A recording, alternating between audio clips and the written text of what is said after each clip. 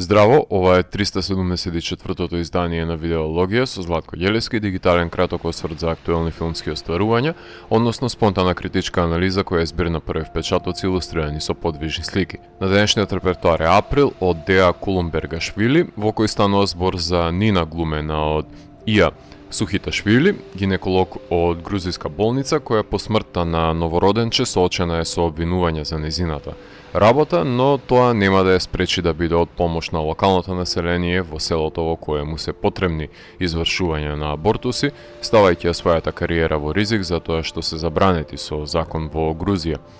Признавам дека колатералната штета на преголемиот избор на филмови беше претходниот филм на грузиската режисерка Beginning, зошто не беше дел од Видеологија, иако се квалификуваше со своите квалитативи да биде дел од селекцијата на рецензирани филмови, а јас ја прифаќам вината зашто не му дозволив да дојде до збор малиот филм, покрај гласните европски и американски филмови кои се застапени во емисијата.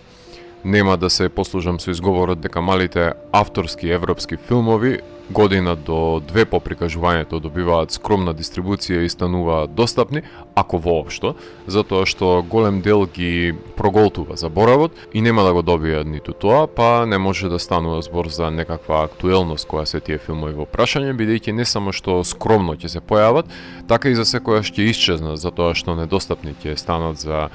неколку години. Ако не ми верувате, слободно побарајте некој помал филм од првата сезона на Видеологија и со среќа да го најдете денес. Во април дознаваме дека штом е недозволен абортусот во 21. век во европската земја, тоа ќе значи дека сите абортуси што ќе се изведуваат таму ќе бидат илегални, како што пилулите дадени против забременување се дадени во тајност на 16 годишно девојче кое не сака да биде мајка на тие години, абортуси се изведуваат на настал во домовите на глувонеми со изложување на ризик од инфекции, затоа и нема да се спречат абортусите од почетокот на човештвото постоеле, само ќе се спасат животите на жените во најмала рака, ама дивјаштвото уште преовладува и во ќошињата на цивилизираната Европа, елоквентно доловено со семејното насилство во епилогот. Нина добива добронамерни совети од колегите дека никој нема фала да ти рече што си го ризикува животот и професијата за девојките од селото, но кршењето на законот за неа не представува пречка да ја даде незината помош, таму кај што Хипократовата заклетва го бара тоа од неа. Закони се менуваат затоа што тоа што е денес дозволено, утре нема да биде, кога ќе дојде нова власт и обратно, човечноста останува да надвладее секакво законодавство. Затоа и филмот е снимен во тајновитост со едногодишен престој во клиниката каде се снима. Во филмот може да согледаме дека мештаните се традиционалисти, со убедувања кои понекогаш се косат со добродетелта на нивните животи, што подразбира неприфаќање на благодети на медицината,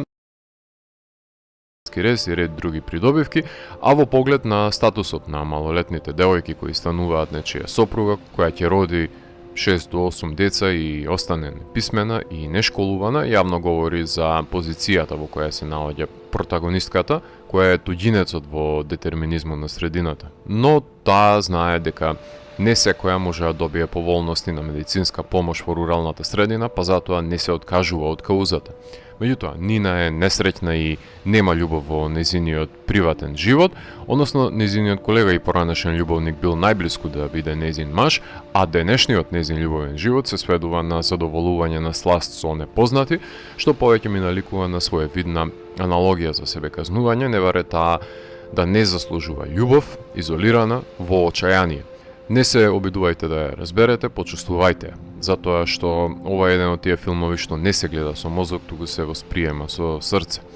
Тука доаѓаме до самосвесната употреба на малтене надреалните чинители, односно магичниот реализам на моменти што е аналоген на Under the Skin, олицетворен од закрепостеното соголено битие насреде природата, фатализм, одлика на тоа како можеби се доживува себе си во телото, самата докторка со тегобно засилено дишење, уморен од, што може би било обид за оживотворување изродено преку потребата за бегство од себе си и околината, ама останала заглавена во оковот на беспомошноста и немоќ на телото. Во пасторалниот предел воочуваме дека надоаѓа бурата и буквално и преносно во поглед на дејствието помеѓу ликовите, затоа што Нина има закани по незиниот живот, повиени како предупредување, колку и душа сака, а режисерката е мериторна бела таровка за да ги искористи како стилистичко изразно средство. Има амбивалентен однос во филмот затоа што непречено гледаме пораѓање на мртвороденче и надвор од рамката на кадарот абортус, доаѓање на свет и заминување од истиот со умртвеност, без резови, за да ви биде неудобно и да се обидеме да покажеме сочувство за преживување на трагичните судбини, иако сведочиме на клинички натурализам. На моменти сме препуштени на нашите хипотези затоа што не се ликовите речити, односно дефицитарни се монолозите и диалозите. Зборовите се штедат и тогаш кога ќе бидат изговорени се инертни искази во прашање. А доколку слушнете доктор да дојде до зборува за религија и знаци од Бог, никаквата. Ќе си земам за право да повлечам една паралела врз основа на модерниот спор филм од The Zone of Interest на Glazer, Evil Does Not Exist на Hamaguchi, Pacification на Sera, Inside the Yellow Cocoon Shell на Pham, па дури и The Girl with the Needle на Horn, на кои им предходеше можеби Long Day's Journey into the Night на Big Gun или Post Tenebras Lux од Ray Gadas, но секој од нив на свој начин се справуваше со протокот на време во филм, а монтажерот Жакопо Рамела Пахрин беше соочен со спороста на пролонгираните статични кадри во овој филм, кој има за цел да создадат една хипнотична состојба во која треба да се препушти гледачот, некаде поуспешно, некаде помалку. Тематски е поблизок до Happening или Four Months, 3 Weeks and 2 Days, но од перспектива на докторката. Додека се надоврзувам на долгите кадри, кинематограферот на Bones and All и The Idol, Арсени Хачатуран, снима со камера која има мало движење затоа што снима на рака на 35 мм филмска лента,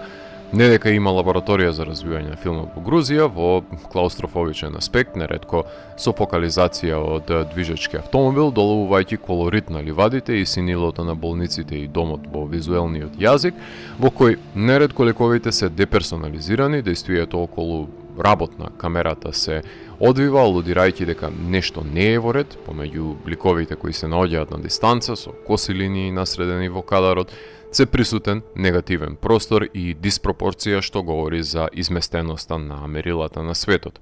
Речиси документаристички делуваат сцените со насобраниот добиток и селаните навечер. Познатиот композитор Метју Херберт е потписник на музиката која е неприсутна во натурализмот, затоа што акцентот на филмот повеќе е ставен на дизајнот на звук и на тишината. Грузиската режисерка Деа Кулумбегашвили е минималистка во незината изразна форма, која студира на Универзитетот Колумбија во САД и почна да асистира, најчесто на грузиски режисери, во раните 10 години на овој век и го учи занаетот помагајќи му на Питер Вир.